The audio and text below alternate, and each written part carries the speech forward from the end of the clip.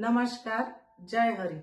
તારીખ 29 એપ્રિલ 2026 ને બુધવારના દિવસે રાહુ પોતાના જ નક્ષત્રમાં ગોચર કરી રહ્યો છે।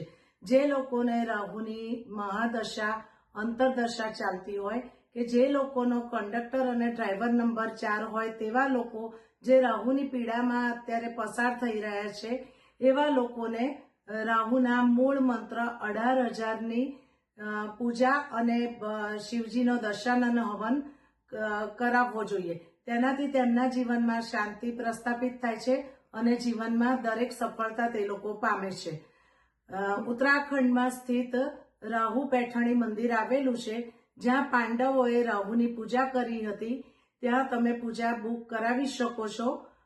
પૂજા બુક કરાવવા માટેનો નંબર છે 7375957966। આ નંબર ઉપર તમે મેસેજ કરીને પૂજા બુક કરાવી શકો છો। Thank you.